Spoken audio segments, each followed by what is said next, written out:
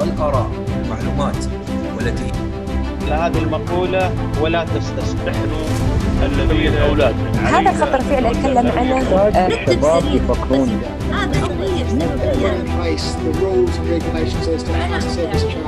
This is where, and the airport wasn't any different from مع الأولى دبي ايربورت.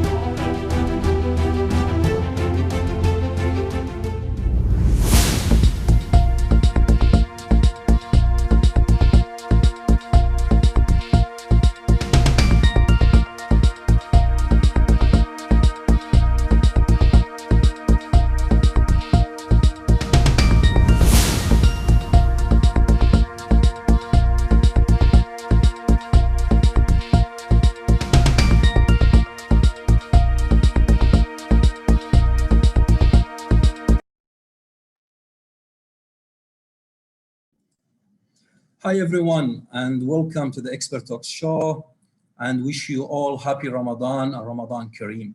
This webinar is a part of corporate social responsibilities from Salim Ahmad Al Musa Enterprise. So we'd like to thank them, and special thanks go to His Excellency Salim Al Musa, the chairman of the enterprise. Today, we are glad to have His Excellency Omar Sultan Al Olama, the Ministry of State for Artificial Intelligence, Digital Economy and Remote Working Application. Your Excellency, welcome, and we're delighted to have you today. Thank you very much. It's an absolute pleasure being with you. Thank you, Doctor. From the Germany all the way to Dubai via Zoom, we would like to welcome Dr. Horst Kayser, the Chairman, Siemens Portfolio Companies. Welcome, Doctor, and we are so excited to have you today with us. Hello, everyone, and a happy Ramadan from me also. And thanks so much for having me in the show. Thank you, Doctor. And please, as always, welcome His Excellency, Mr. Horst Al Musa, the Vice Chairman of Falcon City of Wonders and the host of the Expert Talks. Mr. Horst, thank you very much, and thanks for all your efforts. Thank you very much, Jassim, my partner in efforts for this show. I would like to thank His Excellency Omar bin Sultan Al Olama for attending this Expert Talk show, and Dr. Horst. Today, we mark a very important day. Not only it is the Global Sustainable Innovation Day, but today also, well, maybe 5 days ahead, Expert Talks completes 1 year of age. So it is a great achievement for us. It's a great, fantastic initiative that we see people believe in us, like His Excellency and Dr. Horst from Germany. So we have international people who are willing to collaborate and give back to the community from their point of view, on their own time, on their personal time, help educate the people about matters that they would never understand by themselves. So we thank you for your time, we thank you for your patience, and we thank you for your support for the Expert Talk show. Thank you very much. Thank you, Mr. Al-Harith. Today in our Expert Talks, we would like to know from His Excellency and our expert, Doctor, the Global Sustainable Innovations. What are they and how the innovation will change our life and way of life from the government point of view, as well from the private sector point of view. So may I start my first questions to His Excellency, Omar Al-Olama. Considering the UAE achievement in the AI, what kept the UAE motivated to bring about the modern days innovations we experienced recently in the UAE? Thank you, Jassim. It's an absolute pleasure being with you all here today. Once again, I'd like to thank Al-Harith Al Musa for his kind invitation. And would like to also hope that there are more platforms like this that disseminate knowledge to people, that bring people from different backgrounds to have important conversations. The UAE is at the first minute of the first hour of the first day of its journey when it comes to artificial intelligence. To answer this question, I'd actually like to take you back historically a few hundred years. If in the early 19th century, we went to any government official in any country and said that we need to have a minister for energy, every single government would have laughed, because at that point of time, electricity was not abundant. People were burning coal or logs for fuel. And there wasn't a need for having this portfolio. Today, every single country has a minister of energy that oversees the production, distribution, and proper usage of electricity across the country. The same can be said about telecommunications, the same can be said about aviation as well. So every great technology brings with it the need for an orchestrator to work within that government department or within that body to ensure that whatever the deployment of this technology is taking shape or taking form in is actually positive for not just the people that are on the planet today, but the people who are going to come in the future. And that's my mandate in the UAE. We hear about a lot of experts talking about artificial intelligence, the importance of AI, but all governments are waiting for AI to come to their doorstep. And this is a technology that's evolving at such a pace where we should actually try to shape it, we should try to work with it, we should try to regulate it before it gets out of hand. Because the moment it gets out of hand, the same way that COVID got out of hand, it becomes a global problem that all of us need to combat together. AI is very similar to COVID on the virtual space. Although I don't want to paint it in a very negative color, it today is the most important technology in all of your lives. All of your questions are being answered by AI. All of your communications are being intercepted or being supported by AI. Every single thing you do, whether it's content that you consume, whether it's directions to go to a place, are all supported by artificial intelligence. But this technology, with all of its good, can bring some bad attributes as well. So we need to make sure that we are at the forefront. We in the UAE believe that AI is neither positive nor a negative technology. It's a technology that we can use in positive and in negative ways. So our motto behind the UAE artificial intelligence strategy is BRAIN, building a responsible artificial intelligence nation. Because responsible development, responsible deployment, and the responsible use of AI is key if we want to build a better future for future generations as well. Thank you, Your Excellency. The way that you explained to us, it makes really logic. When we said 100 years ago, nobody talked about Minister of Energy, and today we are talking about Ministry of AI, and indeed is needed. Dr. Horst, how did the innovation save the business in 2020? Thank you. First of all, I would also like to thank you again for setting up this interesting discussion format, because I think it's a very enthusiastic idea to share views between the business side and the government side. And I can only also congratulate for having such a foresighted institution like a Ministry for AI, because I fully concur with the idea that such new and game-changing technologies like artificial intelligence need to be understood early and also managed and applied. And I think that's a very good approach. And this already shows how innovation is changing and driving, and yes, also saving economies, societies, and businesses, of course, alike. And in 2020, I think we have seen this very clearly.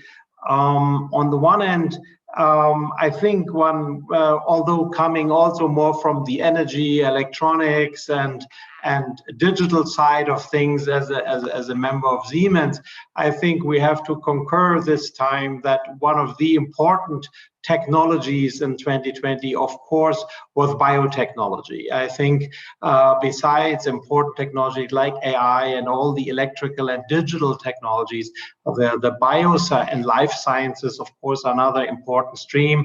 And I think mankind has seen a record activity of vaccine development.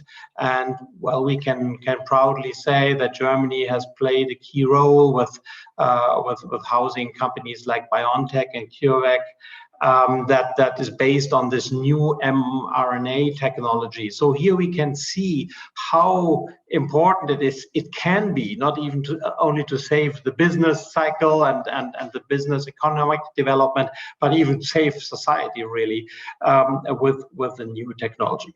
Although also biotechnology to a large extent actually rests on huge data management and data manipulation, and in the end also on digital and overarching tools like, for example, artificial intelligence. And so here things do come together.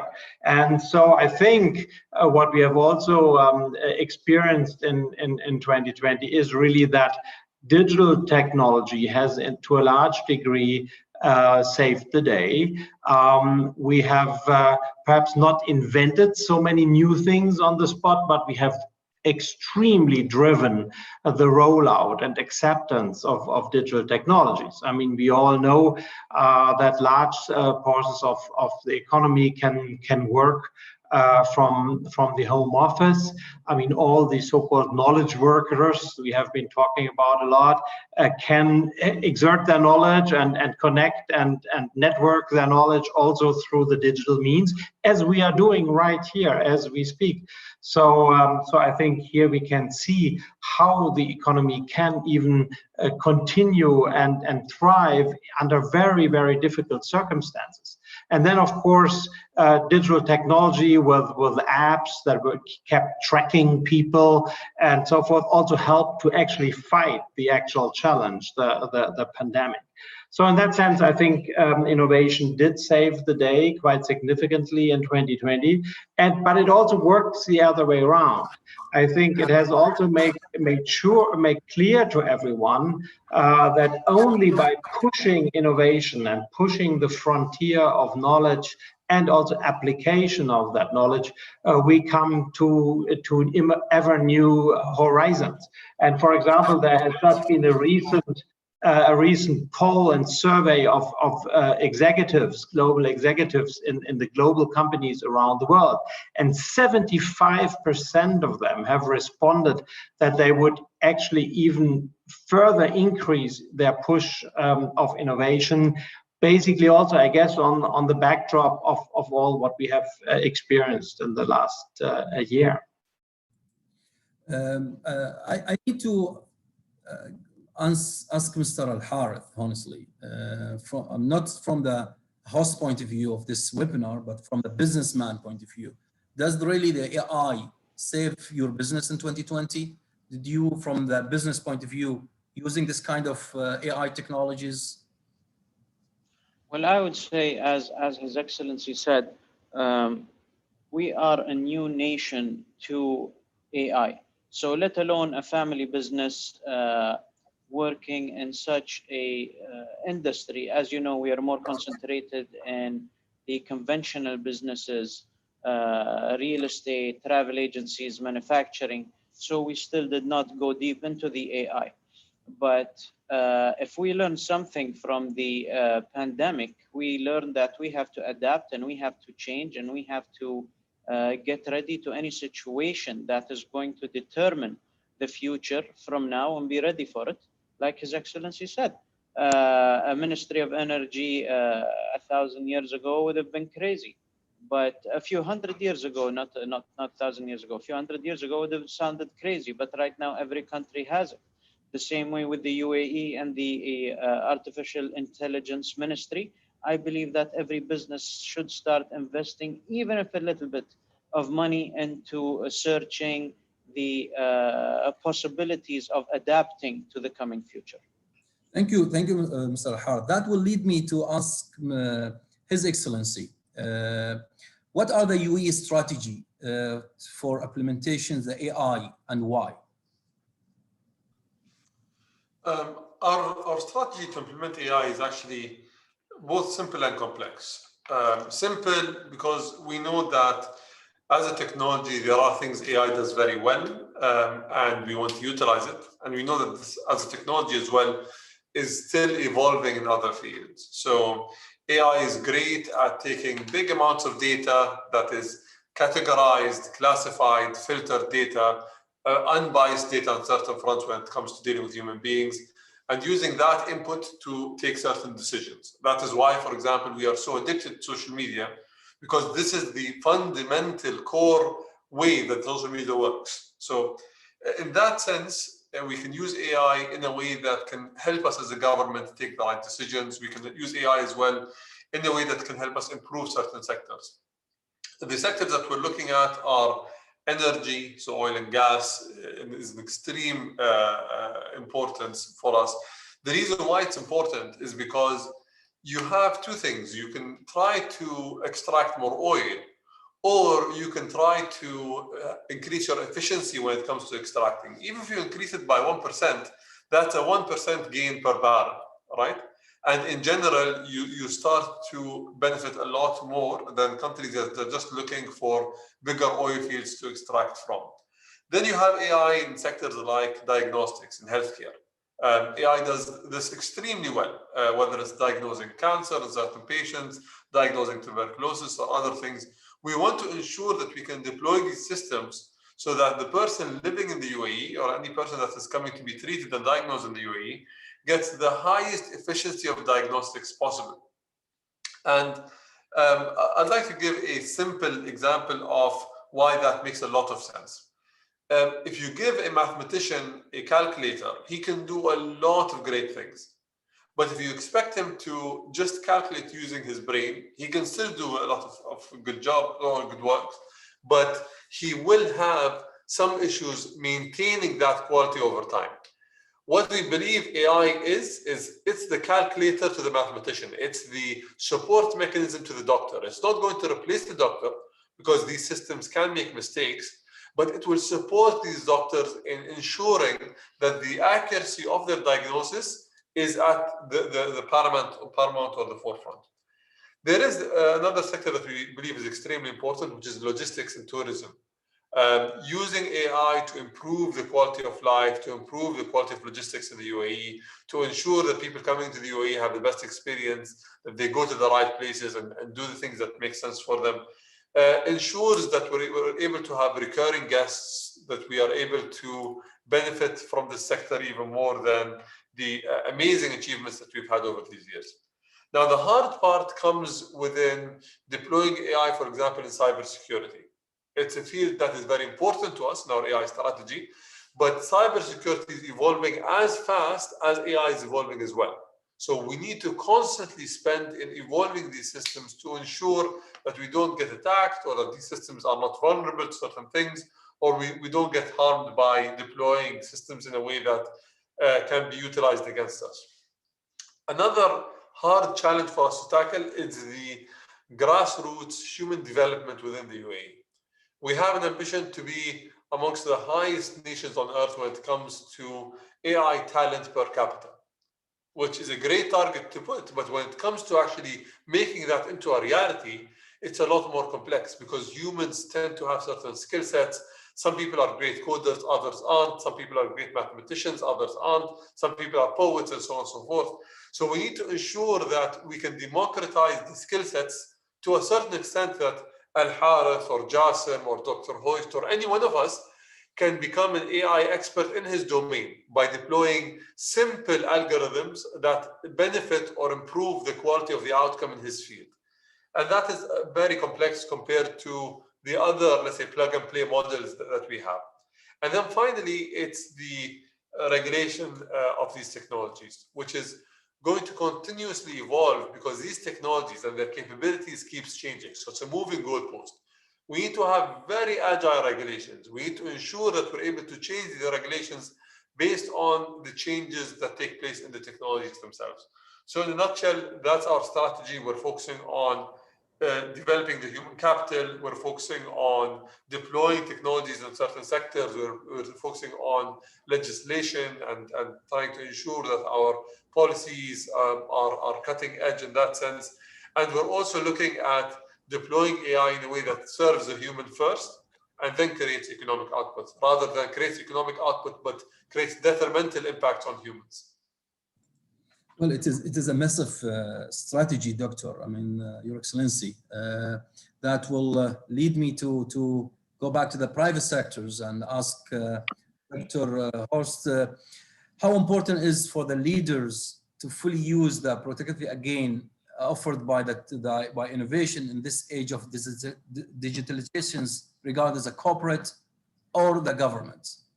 Yeah, thank you. First of all, again, congratulations to you, Your Excellency. I think you're attacking this issue in an extremely holistic way, and that shows how broad the spectrum is and how broad the opportunities are, and certainly, of course, how broad the challenges are on the different ways of generating and implementing artificial intelligence know-how.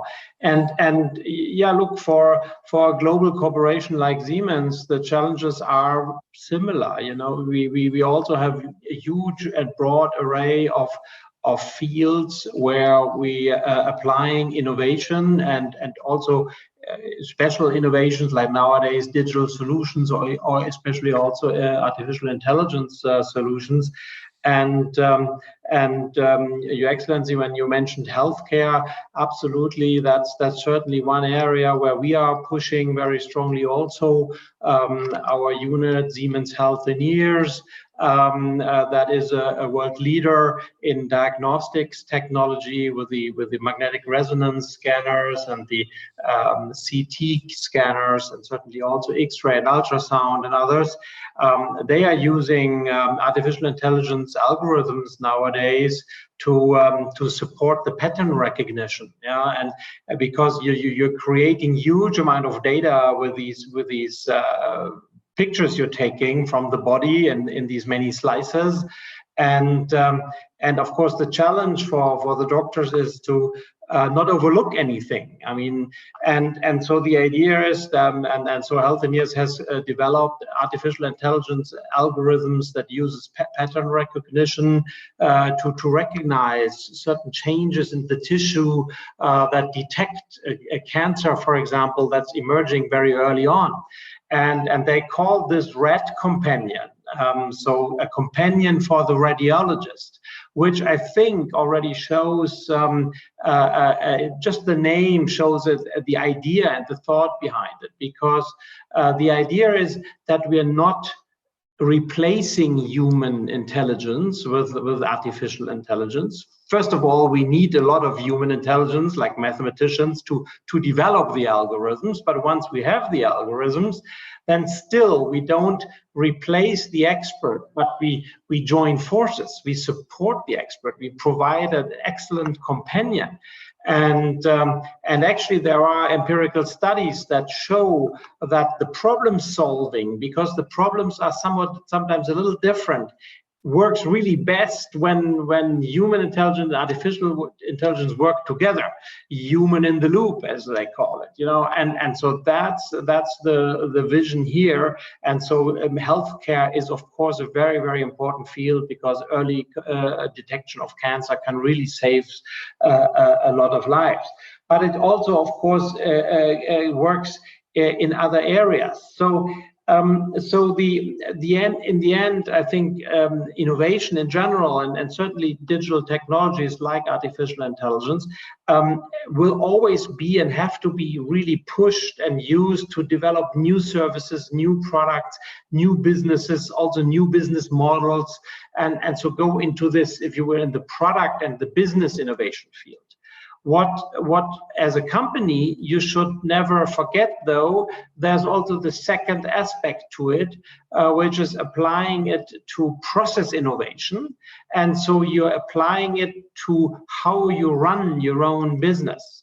And so you become more efficient in running your own business. So we are using artificial intelligence algorithms in our own manufacturing process or in our own life cycle service and maintenance processes.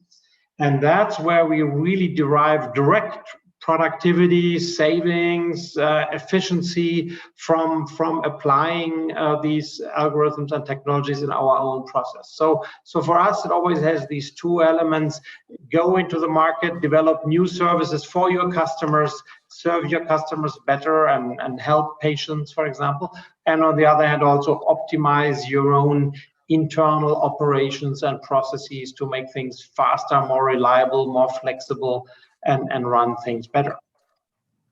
Thank you. Your Excellency, Omar, you explained to us about the strategy of the UAE, and it's covered every single point.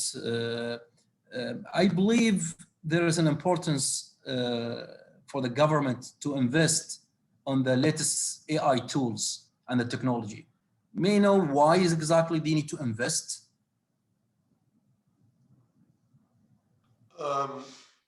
Now, let's look at any field. If you want to have the biggest or the best airport on earth, you need to invest in airplanes, you need to invest in conveyor belts, you need to invest in the necessary infrastructure needed for you to have that ambition. If you want to become amongst the global leaders in artificial intelligence, then you need to actually invest in this field, invest in the hardware first, and also invest in elevating the capabilities that you have in the country to match the development and the deployment of this technology, because you can be a great consumer. There are a lot of people and a lot of companies and a lot of countries that are great consumers. But what we want to be is we want to be innovators and producers of this technology. So to do that, there needs to be a dollar figure added to that ambition. Now, what has the UAE done so far when it comes to investing in AI? We have the 27th fastest supercomputer on the planet in the UAE. It's called Artemis in Abu Dhabi. Artemis, for the size of the UAE, having a supercomputer of this capability is actually something that shows you that we are investing in the field heavily and ensuring that we can come to meet the levels of investments that certain other countries have when it comes to investment as a percentage of GDP or also as a percentage of population size. We as well are looking at ensuring that every single person who goes into university within the next 5 years, hopefully, is a person who is exposed to AI and knows the basics of artificial intelligence. Because the best architects 5 years down the line will be architects that leverage artificial intelligence to do a better job at being architects. The best financial advisors are going to leverage artificial intelligence systems. The best doctors are going to use them as well, and so on and so forth. So to have a future-ready population as well, you need to ensure that you give them certain skill sets, the same way that in the 90s and the early 2000s, there was a mandate for most schools in the UAE to teach kids how to use a computer and give them the skills of something called the ICDL, International Computer Driving License.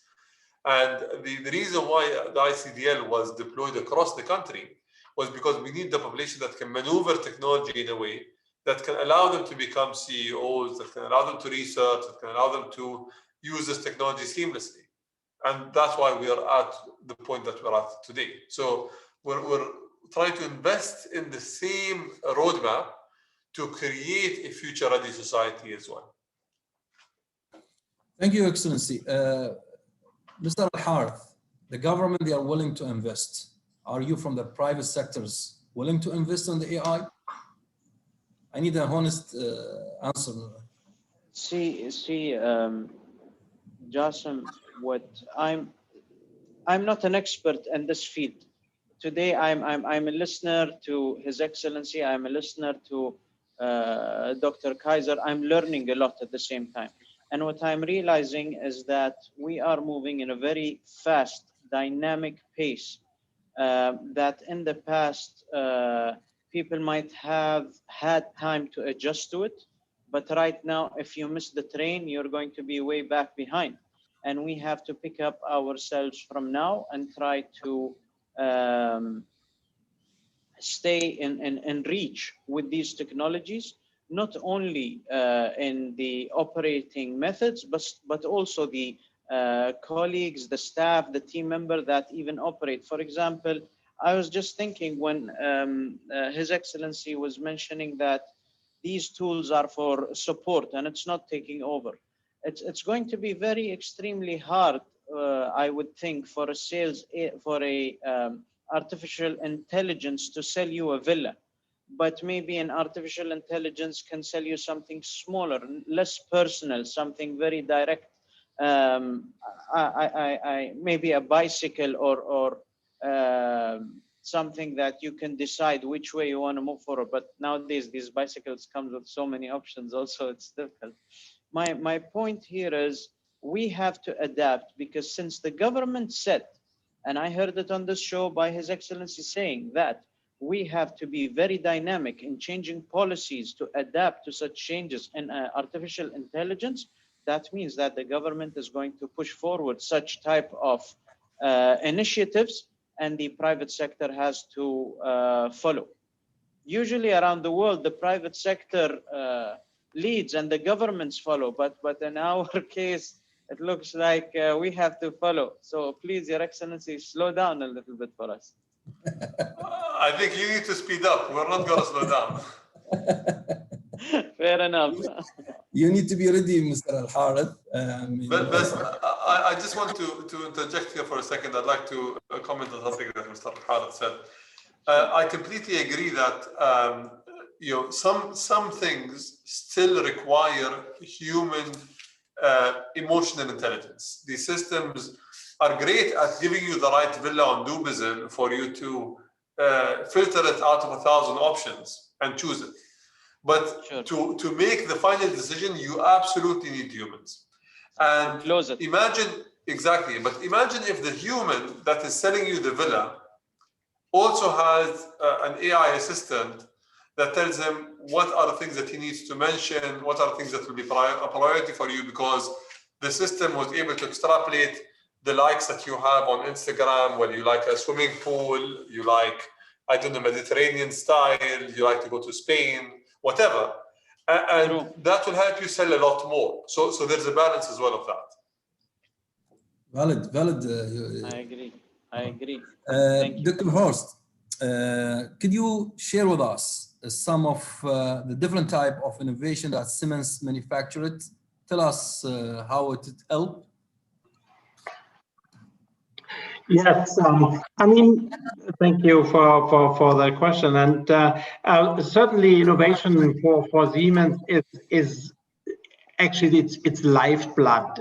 It's raison d'etre. It's why Siemens exists. And since the middle of the 19th century, and the founder, Werner von Siemens, was basically the inventor of the electrodynamic principle. So he gave us the dynamo. So he gave us, in the end, the electrical motor that is driving so many things. And so since then, we have been developing many things from that. The first electrical streetcars, and then later the first high-speed train that went 300 kilometers per hour. And even today, still being able to provide entire rail systems. So not only the high-speed train that is super secure and fast and comfortable for its users, but also runs on tracks with signaling and security technology that controls it completely safe, is still at the heart of our capability, for example, in our mobility sector. And as you may know, we have just struck a great agreement with the government of Egypt to install a high-speed train system, including the signaling and security technology around it. So that's still an important technology that has grown over time, of course, ever more digital also. So it really came from electrification as the first step, and then to automation so that things run and support the human being who makes the decision. And now, of course, with digitalization and artificial intelligence and Internet of Things, analytics capabilities, we can nowadays predict failures to happen, so that we can predict these failures hours and even days ahead of time that they occur. And then especially in very dense and difficult train systems like in Central Europe, where traffic is very dense, population of course is very dense. Every breakdown in a train lets the whole system break down. Basically, you get delays and all over if one train is sitting on the track and doesn't move. So you need to be able to anticipate those things and have maintenance solutions, like even in the night before in the maintenance depot, and so have a smooth operation. And nowadays we have the maturity of these algorithms so far that they also enable new business models for us, so outcome oriented business models. So for example, in Spain we established the rail link between Barcelona and Madrid on a super modern, high reliability, high speed rail system that has 99.8% uptime and reliability, so that we were able to basically have an outcome-based contract. So we are guaranteeing uptime and people kilometers, so to speak.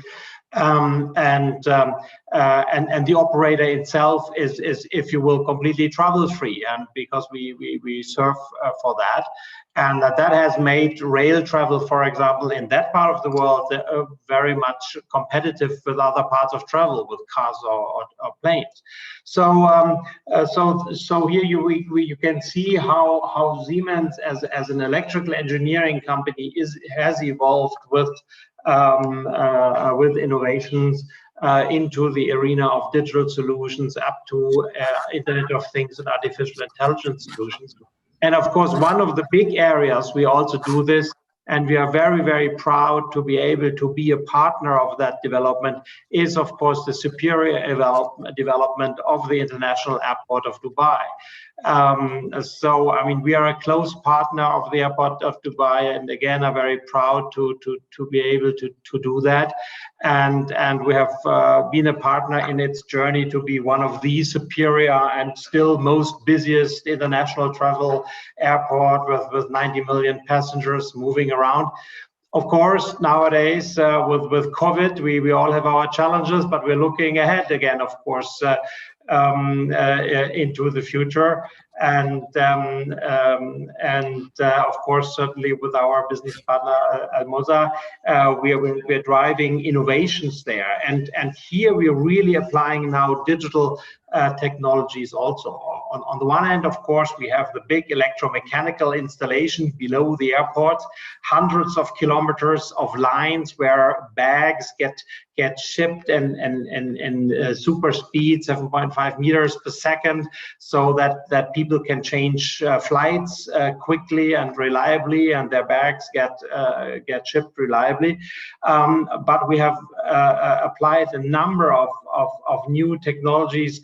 A smart tray system, for example, where you have a tray that usually transports a bag, runs along the track and detects errors, detects fault. So also here, it's actually artificial intelligence algorithms that analyzes voice or sound patterns, noise patterns, that analyzes vibration patterns, or also analyzes motor currents that run in the motors that drive the belts, and or the trays. And so this is certainly a technology, digital technology, that enables also an excellent airport like Dubai International Airport to become even better, more reliable, more flexible, and increase throughput, and serve their customers, the international traveler, in the excellent way that they do.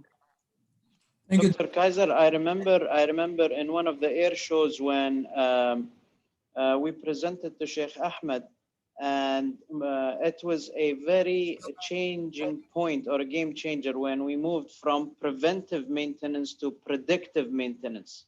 I remember that like it was yesterday, and it was a breakthrough in technology. Before you know something is going to get broken due to the statistics and the big data that you have collected, by a few rounds, you go and replace it to maintain it instead of just replacing, and it costed cost and it increased efficiency. That was fantastic. When it was this, Mr. Harith? I think it was 3 or 4 years ago in the airport show that was held in Trade Center.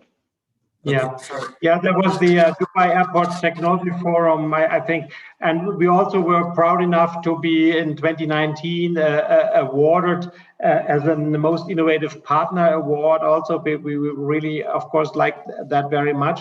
And yes, absolutely. I mean, that is so important because if you have predictive capability, again, you can avoid any blockage, because if only one motor breaks down at some point, and you generate blockage, you generate backlog and a lot of difficulties, and people have to then crawl there to repair it. And if you know it in advance, you can proactively react overnight and really drive that. And so we have invested over the last years a lot in our airport digitalization technology, and really used Dubai as the global hub actually for our business, because we have this huge customer that's also a demanding customer, which is always great. If your customer kind of pushes you, then that's what you need as a supplier. And so we have created lots of innovations here, also like an aviation data hub, where we create a central data repository to combine all these data about traffic movements, about even weather patterns, traffic patterns, and provide those data actually to the management of the airport. So so here you can see, I think, how innovation and new technologies like AI applications go hand in hand with the customer requirement to serve their customers always better, and your ambition as a supplier to continuously improve and serve your customers. The reason I was asking Mr. Harith that where it was, he said 3-4 years back, that will lead me to ask His Excellency, Your Excellency, 5 years from now, where do you see the United Arab Emirates agenda compared to the rest of the development world? The future is changing at such a pace where, 5 years ago, you asked me about what do you think the biggest challenge would be for humanity. I would say probably a financial crisis or something that we've seen before, but COVID came out of nowhere. What I think is we're going to see that countries like the UAE, countries that are agile, that are ambitious, that are risk-taking in a certain way when it comes to moving fast, when it comes to deploying technology, are going to become hubs and clusters of excellence around the world. I do genuinely believe that within 5 to maximum 10 years, the UAE is going to be amongst the global leaders when it comes to the use, the deployment, and benchmarking of artificial intelligence. You have certain countries that are over-regulating the technology. I think they're always going to be laggards. You have other countries that are not thinking of this responsibly, and they will face some challenges moving forward. If we get the balance right, if we are able to use AI in the way that we want to use it, then you will have the best quality of life anywhere on earth here in the UAE. And quality of life with regards to the best services being offered by the government, with regards to the best opportunities arising for you, and also ensuring that our economy can thrive sustainably post-oil and post any specific sector. Thank you, Your Excellency. Doctor, I would like to have your opinion as the last questions before ending to the show. Should innovation be viewed from the military perspective only? The answer here is quite clearly no. it's innovation gives you, if you will, the license to continue to do business. And if you're not investing and not actually leading in certain areas in innovation, you will fall behind. As Your Excellency, as you said, I mean, time is extremely fast and developments are fast, and people need to learn and develop. And businesses also, as governments, need to be ahead, very much at the front of the curve, and think about the next thing and the next possibility. So you need to be driving things. And I always say there's no things like a steady state. There is no steady state. If you hope for a steady state, you will get into a spiral of decline. And only if you push ahead, then you can generate a positive spiral, because because when you're inventing things, you are also actually very attractive to talents, to the best and brightest minds who want to join you, and then they come and apply with you, and they want to work with you because you provide opportunities, and then they invest their lifeblood and their intelligence into that development, and then you get to new insights and ideas and new businesses, and then you become successful, and then you have new customers and new partners. And so then it feeds on itself, and then it becomes a positive spiral. And so that's why you continuously need, especially to invest in innovation, because it's fun. I think human mind wants to expand the horizon, wants to do new things, and when it's good and useful and your customers like it, then the economic success will come afterwards. But that cannot be the initial driver. And I think you see it also with many startup entrepreneurs. Yes, of course, they want to get rich also eventually, maybe. But usually the first idea is they studied physics, or they studied mathematics, or they studied something, and they have an idea, and they find new things. And then they want to prove to the world that they can do it, and they can implement these ideas. And that's what's driving them forward. And that's what's finding them partners. And then also what's finding them people who invest in them because they believe in them. And when they believe in them, if they have an inner drive to drive things, and not if they say, look, I want to get rich, give me some money, I invested and make something out of it. That's not how it works. And that's also not what makes you work 24 hours to really push things ahead. So I think it has to come from the, if you will, in a big company like ours, it has to come from the culture. It has to be the lifeblood. It has to be in the DNA that this is what's driving us, and then you need to keep fostering that over the years and the decades, actually. Since you mentioned about the entrepreneur, which is it is a part of youth, that's why I will ask His Excellency the last questions before we end this show. What advice you will give to the UAE youth with regard to AI, Doctor, Your Excellency? No technology is beyond your reach. If we look at AI, some people consider this as an alien technology that has just come out. AI is probably 70 years old today, and it's a technology that keeps evolving. What makes certain people lead in this field or use it optimally is the fact that they do believe that they can play a role in shaping it. And each and every single person, every single young man or woman across the world, in any other country, other than the UAE or in the UAE, that wants to be a part of shaping this future can be. We are at the very beginning of this. So I do hope that people take this seriously. I do hope that they even try to, experiment with AI, that they take a simple online course and see how that's going to shape up. And then with time, that curiosity that they're going to have is going to lead them to taking a domain where they can actually create the technologies that we would use. I'm sure you've heard of companies like Telegram, for example, based out of Dubai. We're talking about a $30 billion company. What makes Pavel, the founder of Telegram, different to any one of us is the fact that he believes that he can do what he did, and he invested his time and effort to understand it first, because a lot of people have money. It's about being smart with your money. It's about investing properly. It's about finding the right individuals and surrounding yourself with them.